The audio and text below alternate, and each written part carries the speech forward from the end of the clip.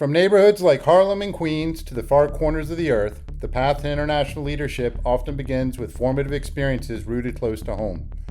For those who have navigated mixed communities, adapted across cultures, and learned to operate in complex environments, that foundation can become a powerful asset on the world stage.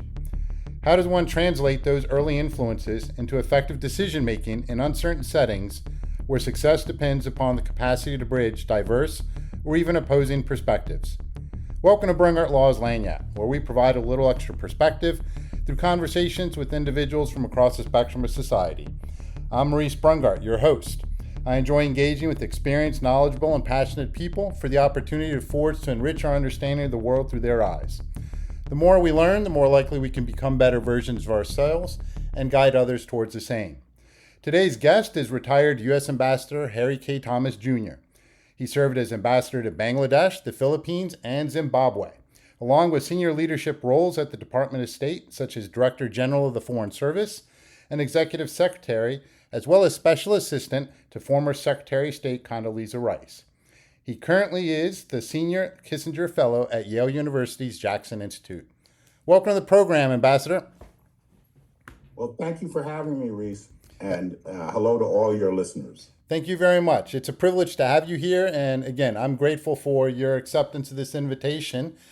Take us back to your childhood days, to Harlem, your influences there, the neighborhood, the family. Well, I was born in Harlem, where my parents had moved from South Carolina during the Great Migration. My father was one of 10, my mother one of 8. My father was a World War II and Korea veteran. My mother, they both had attended HBCUs, one in Georgia and one in South Carolina, and they moved with my elder sister to Harlem for better opportunities, along with many aunts, uncles, and cousins. But when I was 3, we moved to Queens, to St. Albans, where we lived with my uncle and his wife, and we lived with them for 1 year before moving not even a mile away in St. Albans to another neighborhood where I grew up. And it was a great place to grow up. Most of the families were from the South. They were all African American on our street, except for one family that did not move. There was a lot of white flight, but not among that family. And it was a 2-parent household. It was Queens, so you had to have a car. Most people had 2 cars. Most mothers and fathers worked. As I said, my mother was a social worker. She got her master's from NYU and later became a director. My father became a postal worker and then opened his own restaurant and had an apartment above it. And we were lucky. The girls were all 2 or 3 years older than us, and the boys were all the same age. So we played a lot of sports together on the same street, rooted for the Mets. I rooted for the Giants. And we went to public schools. I went to PS 118, Junior High School 109. And then I took a test and went to Brooklyn Technical High School, which was and still is the largest public high school in the United States.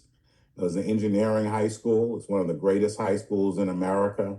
At that time, there were almost 6,000 boys and 2 girls because they just considered girls didn't do engineering. Now it's about 35% girls at Tech. And so that was my childhood. Sir, so you prompted some questions in my mind, and it's the following. So you mentioned your father was both a World War II and a Korean veteran. And your mom being a social worker. You obviously, your early childhood days were still during the times of segregation in the United States. And that kind of resonated with me because I'm just on the verge of finishing by Booker T. Washington, his autobiography, Up From Slavery. And I found it very interesting how he described his relationships at that time in the 1800s when he was founding the Tuskegee Institute. And he actually presented, former slave owners and whites in the South in a positive light. It's not something you would necessarily expect. And the message in there was a lot about looking forward as opposed to backward. So, how did your father and your mother's experiences influence you? Did you, for example, ever like ask your dad, why did you serve, in the military, knowing how they were treating you at the time as a Oh, society? everybody's dad served in the military where I grew up. Everybody's dad was in World War II. It wasn't a question. They were drafted, and I don't think that they had any uh, qualms about it. Obviously, they served in segregated units. Um, my father told me that they were dig ditchers. Then he was a typist, but he was when he went in the Pacific Theater. Um, the pilots would take volunteers on flights if they liked you, and they would take you. They'd put you as a gunner, and so a bunch of the black kids who were Negroes or colored at that time went on flights as gunners with the pilot's permission, but never got credit for it. And he said that was a lot better than digging ditches. Um, and Korea, he did have problems because that the military was integrated, and he told me about fights they had among enlisted men, in particular, a white man who did not want to take orders from him. And in those days, he said you had to take your shirt off, your chevrons off, and then you could fight. Um, but there was no question about not serving him. He and all the men in my neighborhood were very patriotic.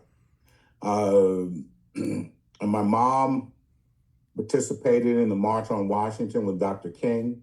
She participated in many, many marches. And my dad, when he got back from World War II and went back to Kingstree, South Carolina, he and others tried to register to vote. South Carolina was a very Democratic state at that time. They made them walk through manure at the courthouse. And finally, he was allowed to register to vote, led by a school teacher, but only as a Republican, which in South Carolina in 1946 meant your vote didn't count much. But none of this dimmed their patriotism. That was never questioned. There was always optimism. Uh, uh, and remember, my parents and my elder sister, they'd all grown up in an all-Black community. So growing in the South, so being in an all-Black community in New York wasn't anything else is what they expected. And do you think this is what placed you on the path towards serving in the federal government? And let me add to that, in an alternate universe, what other direction do you think you would have gone in, professionally speaking? Well, I wanted to go into the military because my uncles were career members of the U.S. military. Okay. Uh, and Brooklyn Tech at that time sent more people to the military academies than any school in the United States. But I decided I wanted to go in the Navy, and I did not have the eyesight. I wore glasses. Uh, but Earl Mosley, another guy from my high school, my neighborhood, went to the Naval Academy and served honorably in the Marine Corps. He got the appointment, and I salute him. Um, and then I decided I wanted to be an attorney. So when I went to the College of the Holy Cross, I went in there with the intention of going to law school. But when I got out, I decided that senior year, I didn't want to go to law school. I had no love or thing for the law. And I wanted to save the world. And I went to Columbia University to do urban planning. And that changed my life because I met a man named Edward J. Logue, who was my boss. And Ed Logue was a famous urban planner. He had run the Boston Redevelopment Authority, the New Haven Redevelopment Authority. He had rebuilt Roosevelt Island in New York. He was a graduate of Yale and its law school, and to show you the times difference, he was a navigator in World War II, and he used to tell us about being escorted by the Tuskegee Airmen. But when he got married to the dean of Yale College's daughter, he had to convert from Catholicism to Episcopalian because they weren't having any Irishmen in the Yale in the among the Yaleys in those days. So that we made so much progress in the United States. But Ed Logue had been in the Foreign Service, and he was the one that told me about the Foreign Service. So I worked for him for 3 years, then I went into the Foreign Service, and I only took the Foreign Service exam because of Ed telling me about it. I knew nothing about the Foreign Service. I had never traveled overseas, did not speak a foreign language, and he was my boss, so you do what your bosses say. And it turned out to be fantastic. And what was the world like at that time when you entered the Foreign Service? Well, President Reagan was still in his first term. It was the Cold War dominated. So everything was Soviet, the Soviets versus the United States through that lens. But as a first tour officer, you are doing consular work, visa work, which they still do as first tour. So far from being a Cold Warrior, you're a person that's telling people yes or no to tourist or business visas, student visas. There were a lot of adoptions at that time in Peru, but you're also helping American citizens. There are a lot of Americans who travel to see Machu Picchu and the Nazca Lines and other things. Some of them have injuries, some get in trouble, things like that, where we assist. We had to visit Americans in prison, and they still do, but who are mostly drug dealers. Improves your language capability tremendously. When I came home, I was thinking in Spanish. I had to grope for words in English. And so you start to understand the society in ways that you cannot if you don't speak the language or learn something of the culture. So it's a tremendous benefit. And after Peru, can you think of what comes to mind as individuals in the Foreign Service who you felt actually influenced you, whether it was in your first assignment, a second one? Well, Harlan Lee, because I was sent to Kaduna, Nigeria, up in the north of Nigeria, and my consul general was a man named Harlan Lee, who was born in Hawaii, a Stanford graduate. And he was very organized, very deliberate. He taught me how to draft, as we call it in the Foreign Service, and the writing. And he was very patient. And our ambassador, who was in Lagos, was Princeton Lyman, a great man, very kind. He was one of several children of Russian immigrants, and they all named their children after Ivy League schools, Princeton, Harvard, and others. Really? And, yes, true. And they all went undergraduate to Berkeley, and Princeton went to Harvard, and Harvard went to Princeton, and things like that. But those were two great people. Because Mr. Lee had 4 or 5 children, Ambassador Lyman would stay with us when he came up to visit Kaduna, and it's a place where nothing worked. So you had to do everything. And I remember looking down the house when he got up one morning, and the painting that we had just put up the night before fell on his head. Oh my God. But he just picked it up and said nothing. When my wife, this is my first wife, when she was pregnant and had to be evacuated to stay with my parents in Queens, he, passing through New York, went and visited her. Uh, JFK wasn't more than 20 minutes from my house, but it was an extraordinary gesture Yes. because she had a difficult pregnancy. So learning, and that did not mean because they were both kind and organized that they didn't hold people accountable. They held us accountable, both Harlan Lee and Ambassador Lyman. But at the same time, they really were extraordinary in how they took care of the people who worked for them. And that So, was lifelong lessons for me. so correct me if I'm wrong, but what I'm picking up on, the things that that struck you about these two individuals was, I take it, their empathy. Yes, and you can be empathetic and still hold people accountable and be a good leader. You don't have to be a yeller, a screamer, a cursor. You don't have to dehumanize people. That never left me.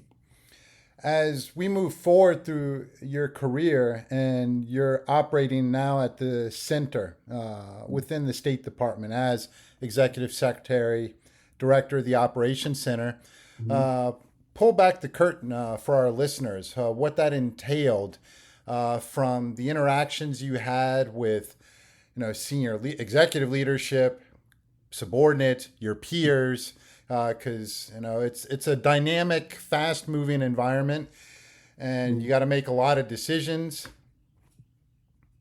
Yes, I worked in the operations center, which is our 24-hour alerting, briefing, and crisis office. Three different occasions as a senior watch officer, as a deputy director, and director for over 5 years. And then when I was executive secretary, they were under me. It's a dynamic office. We work shift work. We respond initially to crises. Uh, I can remember that's when President Clinton sent missiles into Africa and Afghanistan after there were terrorist attacks. United States. It was where I was working on August 7th, 1998, when our embassies in Nairobi and Tanzania were bombed and we lost um, colleagues, local colleagues from Kenya and Tanzania, as well as Americans and their families. Um, and having to make those initial calls and organize task forces. When I was executive secretary, we led the largest evacuation up until Afghanistan since World War II, when we evacuated Americans and our allies and partners out of Lebanon in the summer of 2006. And it was a successful operation where we worked closely with the United States military, particularly the Navy and the Marines, to evacuate our citizens and allies and partners over several weeks. Very proud of the colleagues I worked with at that time, many of whom went on to leadership positions. We worked initially for Ambassador Christy Kenny, then Ambassador Carl Hoffman, and then I was director and as executive secretary. You had the confidence of Secretary Rice, a tremendous human being. I remember when we had Lebanon, and there was a lot of pressure because they had American students in Beirut and other places, a lot of people from Dearborn, Michigan, who were of Lebanese descent, and there was a lot of pressure in Congress. And she stood behind me the whole time because it takes time to organize getting people out by ship, by helicopter, by sea. But having her stand behind us and shield me from outside criticism was something I'll never forget. Reflecting back on that time, what do you think helped prepare you for that type of work in the operations center, interacting with Secretary of State Condoleezza Rice? And what do you think, where did the institution falter in not preparing you? Yeah, because you always have successes and failures, and you also have lack of training. The Foreign Service initially was not the best in training other than languages.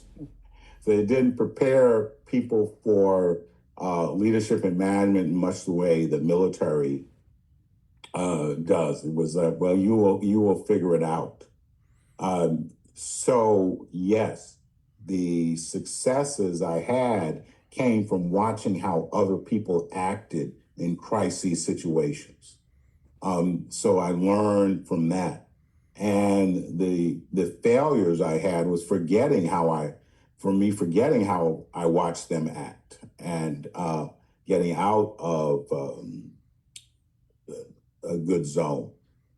And but I'm I was heartened that in the 90s we put in a lot of training programs to try to put people in learning how better to be leaders. But that for me, I had to read a lot of books on leadership. The favorite one for me was Rules and Tools for Leaders. I read that. Uh, it's in a checklist form also that helped me, and I used that whenever I took over uh, an office or an organization to help steer me clear. But then certain things you pocket. I saw Ambassador Jeff Davidow during crises when his staff was working 18 to 24 hours a day, go out and buy everybody pizza out of his own money. You're not getting reimbursed for this. Mm. I said, okay, this is the things you need to do, because people will run through a wall for you. I saw other people buy all the ladies in the embassy flowers on Valentine's Day. So when I became ambassador, I always did that. I always wrote Christmas, Hanukkah, or Passover letters to the parents of the Marines guarding us, as well as our first tour officers. None of these were my original ideas. I saw other people employ this. But that didn't mean I didn't make mistakes. I held a press conference when we were charged with sending people to Afghanistan and Iraq, and a person asked me a question. He was being a jerk and provocative, and I should have taken 10 seconds to breathe and answer calmly, and I did not. And ended up being on TV over the weekend as the CNN worst person of the year. So that humbles you. But I also learned that when I was, that was haunting me, and I was like, remembering I can't do that again. Everybody else had forgotten about it except me. So you gotta let things go, like a relief pitcher in baseball. You give up the home run today, worry about tomorrow. And so that was the lesson also. Did you find during these times when you're actually occupying, now these positions of influencing authority, that you would every now and then revert to some lesson or experience back from your days in New York, with your family? Anything that, all of a sudden some comment your father or your mom made or a neighbor, and all of a sudden, hey, that makes sense for this situation? Well, my childhood neighbor, Marcus McCann, and I always talk about our fathers and how, if we did something stupid, they would just look at us and shake our head. And, you don't want to do anything stupid that your dads would disapprove of. And I read the Bible a lot. My parents, we went to church every Sunday. So I continued to do that, particularly when I was in leadership positions. The New Testament calmed me. But at the same time, my parents made sure, although they worked all the time, as did our other parents, that they went to every kid's event. So I tried to do my best to go to all my daughter's events, no matter what. And I found out when I was overseas, particularly, if the ambassador goes to the events of his or her children and leaves work, other people feel comfortable doing that also. If he doesn't, then they don't, because they're afraid. And after all, you're only in the Foreign Service for a portion of your life, but you have your children for your entire life. So you need to go to their their music events, their, you know, I coached the baseball team. We never won any games, Bears. So I wasn't the best coach. But, you know, I went there. So those things, because everybody's ambitious, everybody wants to do well. You want to make your parents proud. My sister and I were blessed to have great parents. My neighbors were blessed to have uh, great parents on our street. These were, you know, civil servants, policemen, sanitation workers. We had several policemen. We had a couple of sanitation workers. Um, we had people who worked motormen on the trains, civil servants. And being a civil servant in New York gave you decent health care, access to good schools for your kids, and dignity because you had a good job. Speaking of this importance of family, briefly, Mhm. um, one is overseas. And unfortunately, the Foreign Service tends to be overlooked. I mean, from my perspective in our society, you know, our military, and they deserve the credit, but they tend to Mhm. be in the spotlight. But I think a lot of people overlook the sacrifices people in the Foreign Service are making. It takes you away from the family that raised you, made you who you are, the neighborhoods that made you, the schools, and so forth. In addition to the sacrifices spouses make, because in one sense they're following the Foreign Service employee. Um, now, at times, looking back, did you ever reflect on this? How it took you away from your family back home? Oh, yes, especially in the early years when there was, you know, Peru, you could just write letters. But my mom visited me and my aunts in Peru. They came to Kaduna, Nigeria. Oh, Uh, wow. uh, they came to Zimbabwe and India, and they would cook for us. Uh, you could make an occasional phone call from a phone booth in Nigeria where you paid in advance. But that was everybody's world. Yes. Um, and we were known. I remember, uh, you know, my father said, "Look, you know, when he was in World War II in Asia, it was tough. It was hard, and so he didn't want to hear any whining from me. He was very clear about that. So I understood that, but that was our world. But so and you miss funerals, you miss weddings, you miss births, and you can't make that up. And that is a tremendous sacrifice. But at the same time, you become so close, especially in those days, to your fellow colleagues because there was no internet, there was no cable TV. The Navy used to send around black and white World War II movies.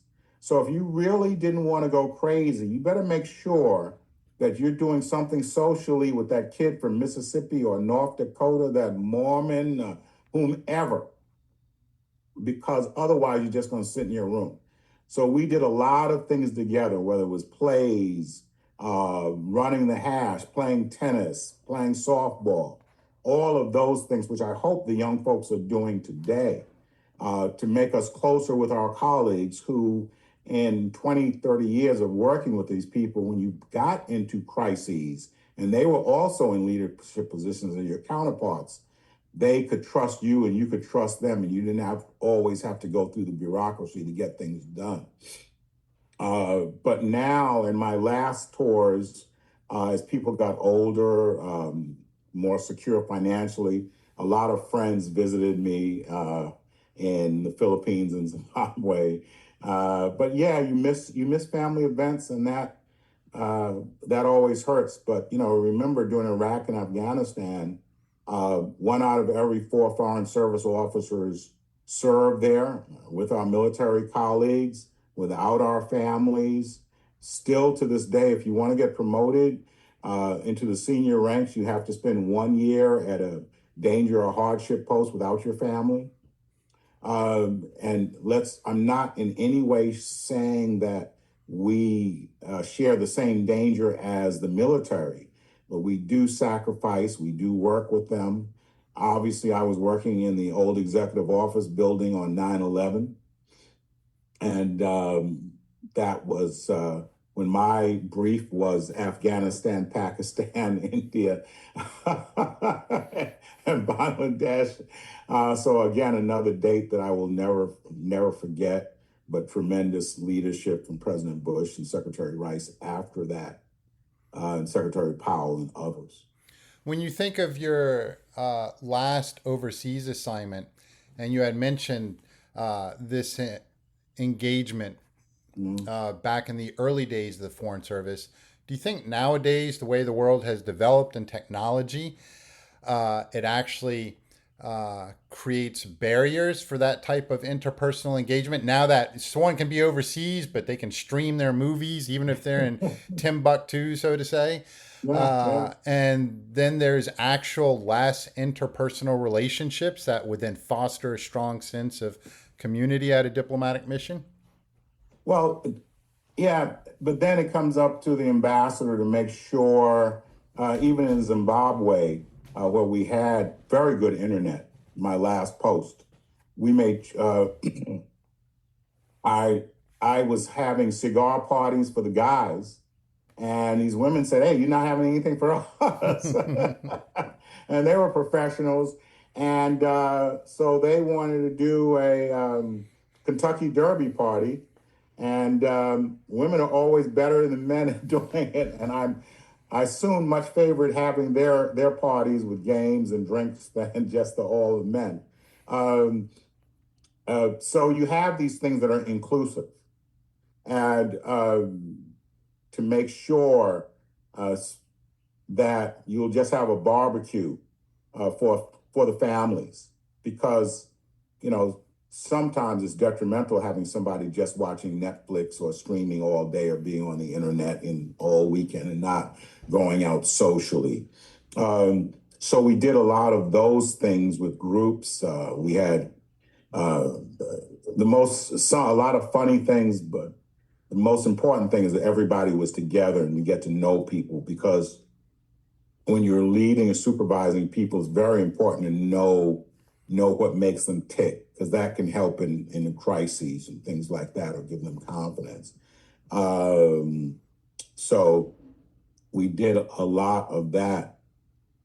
We were having, when the military took over in Zimbabwe, my deputy reminded me how important it was to have a town hall meeting so that we could give information to the families about what was going on. And we did in the morning, on Saturday morning at her house, where we had breakfast and just gave people an update, unclassified, on what was going on. And while we were doing that, there was a march downtown in front of where our embassy was in those days. And it was across the street from the Russian embassy. And Washington was very concerned that might lead to violence. After all, you have 50,000 Americans that travel to Zimbabwe each year for tourism because of Victoria Falls. Another 15,000 Japanese, even though that was a few hours away. Would people be safe? And we had the Marines still at the embassy. And this was the advantage of technology.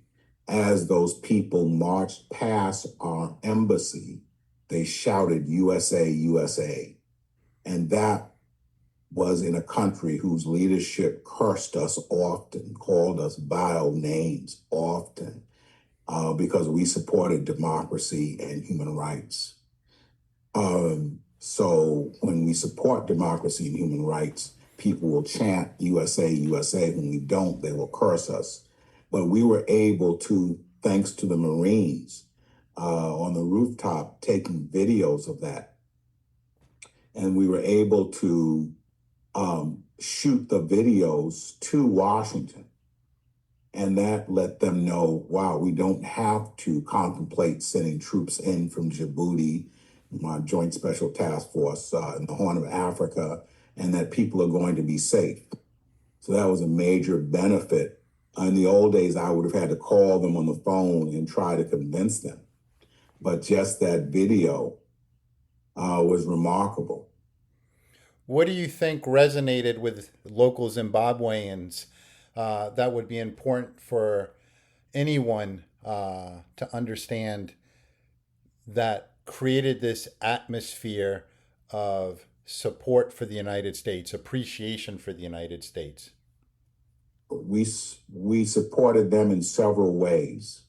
They were subjugated, not stupid, and that's always the case. People know what's going on in their country.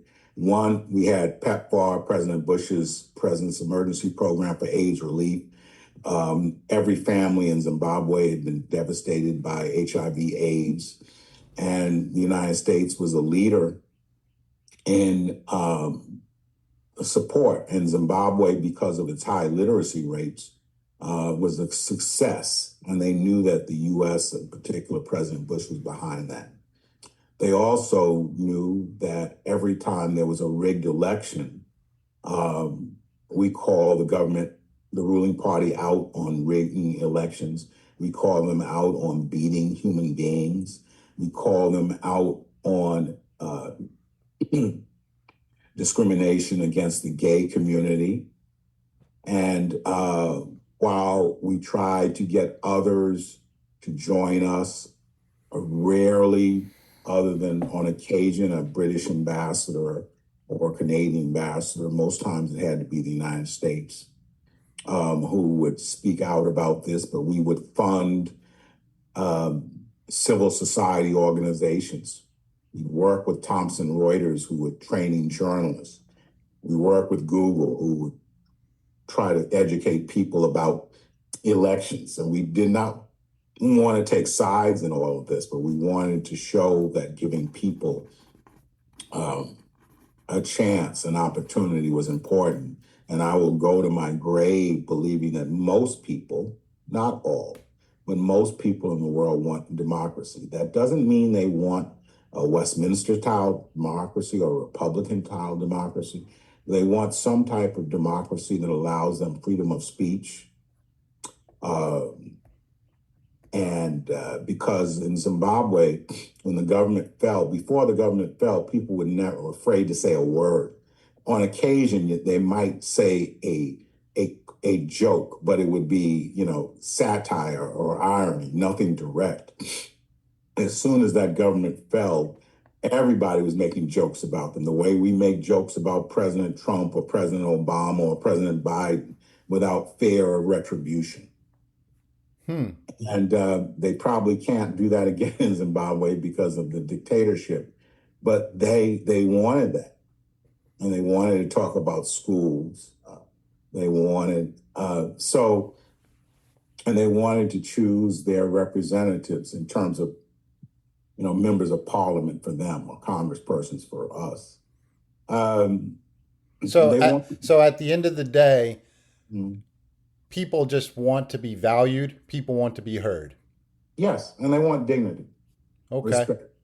When you mentioned speaking out, I came across a previous interview of yours about your time when you were leading our diplomatic mission in the Philippines, and talking about having to interact with government officials who were known or heavily suspected of having participated in extrajudicial killings of innocent individuals, journalists, so on and so forth. But you made this comment that really resonated with me, that yes, this is unfortunate, and at that time and now, we are still pro human rights, but we don't live and operate in a vacuum. And that is something that is sometimes overlooked. What misconceptions would you like to address for the public to understand, this delicate balance of trying to represent? I mean, we are still an imperfect society, an imperfect government, but it's been around for 250 years. How do you balance that when you're dealing with people who, they have questionable past, so to say? Well, we're not looking for virgins. We understand how the world works. You need to have a decent relationship with the government of the day. One, because our most important job as a diplomat is to protect American citizens.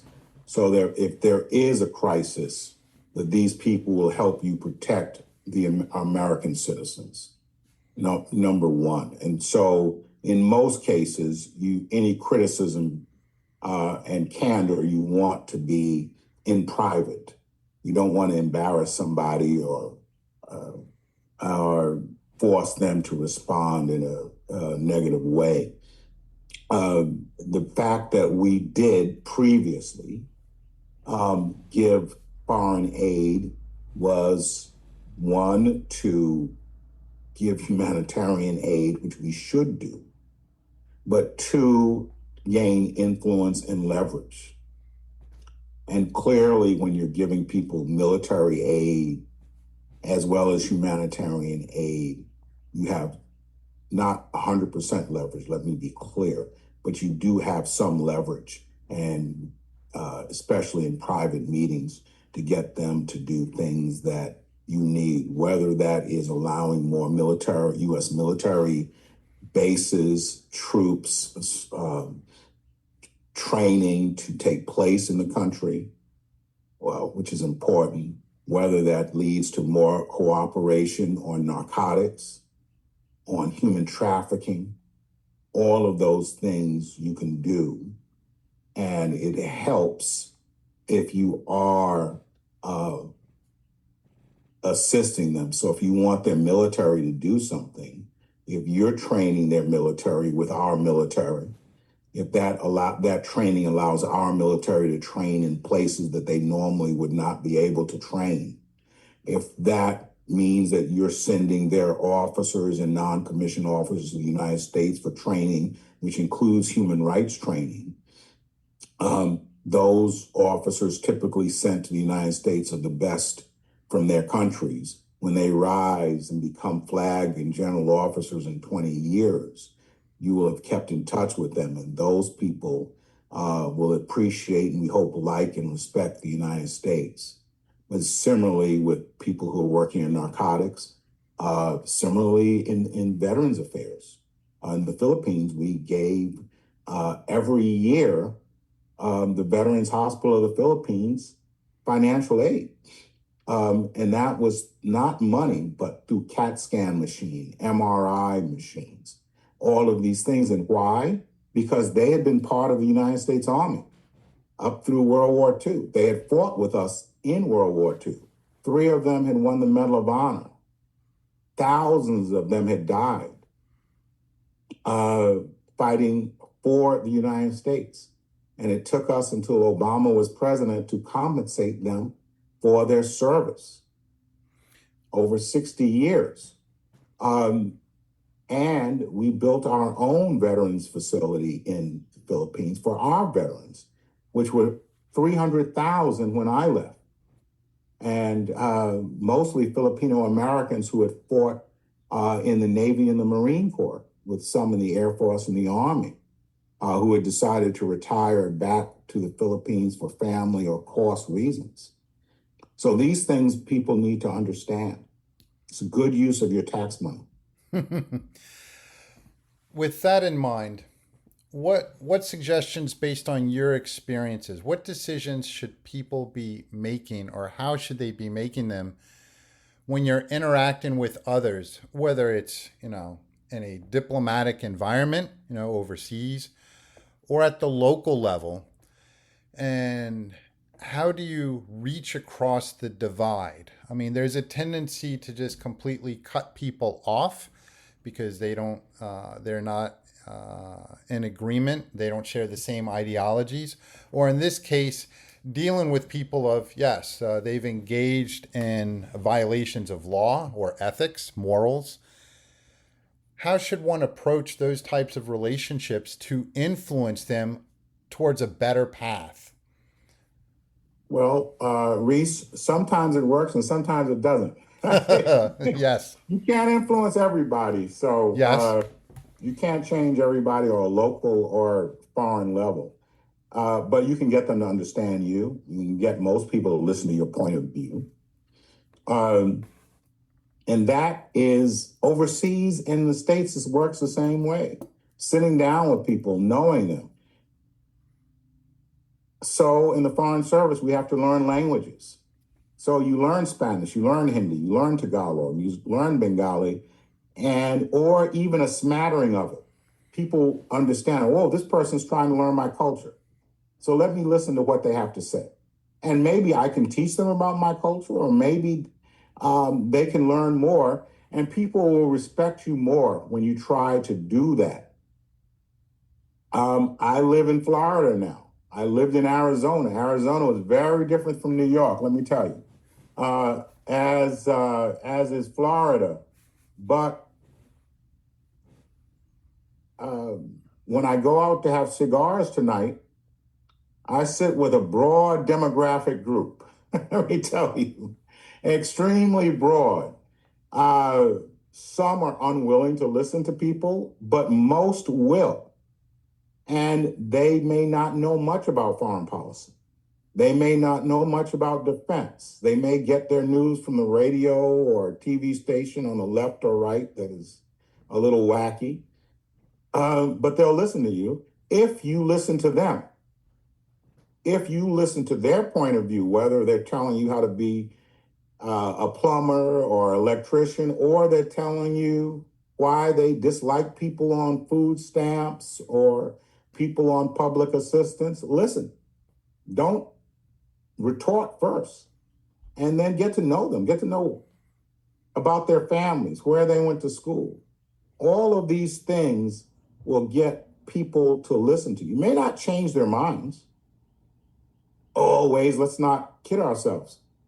But they'll become more thoughtful, unless they're an idiot. Most people don't want to be seen as an idiot, even in public or groups. Most people don't want to be seen like that. And in that vein, listening to people, I don't know if you've ever had the experience of working under toxic leadership, but what suggestions would you have for individuals who find themselves in those situations? Again, whether it's in government, business, local politics, how they should best navigate that type of situation. Unfortunately, if you work long enough, you're going to be in a toxic environment. Yes. That's not going to go away. And sometimes you have a toxic leader. And I really disliked working under a couple of toxic leaders. But I learned from them what not to do when I got in a leadership position. And that was not immediate, but it's tough and it hurts you. The second thing I would say, you also have toxic colleagues. Some colleagues who won't support you, will steal your work, or talk back about you. And that can be hurtful.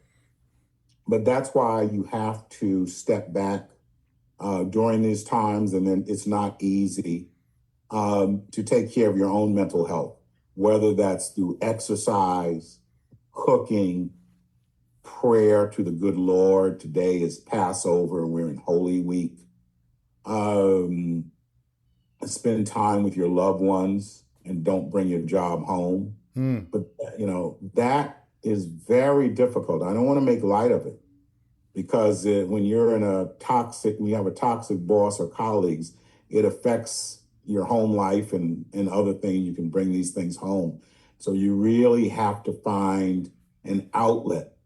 I have a colleague now who has that, and his outlet is through golf with us, where you can talk about that at the 19th hole, the famed 19th hole. So you got to find something, but it's not easy. And the thing I know now, years later, when you see some of these people and you still go, I hate that SOB, look at what he did. You realize that person doesn't even remember or care. They don't. You were never important to them. So try to have some balance and separation, because 20 years hence, they're not going to remember or care. You're now in the role of academia. Hmm. That strikes me as someone who wants to give back, Hmm. take all the experience, the knowledge that you've absorbed over the years. Um, what do you find that you're focusing on at this level? Reese, I first taught at Arizona State University, which is one of the largest public institutions in the nation. Mm. And now I'm completing my eighth and final year at Yale. And these are kids. These are somebody's kids. And the most important thing that you can teach or reinforce is leadership skills. I teach courses on crisis response, on economics and trade, and it still comes back to how leaders act, whether in crisis or not. Are these ethical people? Do they deny themselves? Do they do like the Kiwi rugby world championship team when the man of the match still has to mop the floor and wash clothes? The leaders eat last. And we may be talking about finance, trade, music, terrorism, but how you react, how you combat, how you overcome, to me, comes from leadership. And I try to imbue that in all of that. And there are many different ways to lead. You don't have to be a rah-rah leader. You don't have to be loud. You can be quiet. You can be loud. You can be, but there are many ways. But you have to treat people decently. And you have to give them opportunities to get ahead of you. So for the students that I've had the privilege of teaching at Arizona State and Yale, that is the most important. And they're not much different. Very different institutions, very different resources. But at the end of the day, some kid forgets my homework. The dog ate my homework. Some you things know, don't change. yeah, they're kids. They're kids. Do you tell them to read the book that you always had next to you, Rules and Tools? I tell them to read two books. Okay. I tell them to read Rules and Tools, but I make them read biography of Robert Gersony by Robert Kaplan. And that is about Bob Gersony, who Robert Kaplan calls America's greatest humanitarian. And the reason I want the students to read that is Bob was a child of Jewish immigrants from New York. He grew up in the city with parents who were disaffected. He never did well in school. He was a high school dropout. He went to Vietnam. He served in Vietnam. He wasn't in combat, but he served, never graduated from high school, college, and by circumstances, he is great with languages, listening, and he listens to people, and he understands that everybody knows their own neighborhood. So when you go into an area after an earthquake or a civil war or terrorism, those people know more about what they need to bring their neighborhood or their community or their country back than an outsider. And you got to listen to them. And in listening to them, they'll say, hey, we don't need this timber. We have timber. We need nails, or maybe we need screws, but we know how to do this. We can build our own buildings. And so he did that all around the world. And he was able, in ways that us in the Foreign Service cannot, influence President Reagan, President Clinton, President Obama, President Bush. A great book about a high school dropout. When you look at your students and engage with them as we come to a close, Yeah. what do you see as our greatest challenge and our greatest strength? Well, 250 years of trying to do the right thing, not always succeeding in doing the right thing. And what we need to tell children is the things we did well and the things we didn't. They're smart enough. They can handle the truth. And what we must avoid is selfishness, putting ourselves first over others, believing we can go alone. We learned bitter lessons in Iraq and Afghanistan, not listening to people, trying to go alone, thinking it was our way was the only way. You cannot do that. Just like you need your neighbors and your teachers and your clerics in your neighborhood, you need that overseas. And at the end of the day, nobody wants to be dissed. As you just said, people want dignity. You can't ask somebody to help you after you publicly diss them. So that is what I impart. I have a grandson now, and I want his parents and him to learn that from me and from each other. That's more important, that my grandson and your children and grandchildren have a world where America is still a force for good. Sir, thank you for sharing your thoughts and observations. This has been a true education. To our listeners, thank you for joining us on Brungart Law's Lanyat, where we provide a little extra perspective, because the devil is always in the details. Please continue following us. Let us know what you think. Share with others. Ambassador, again, gratitude. Thank you, Reese. Have a great week, and God bless. Same.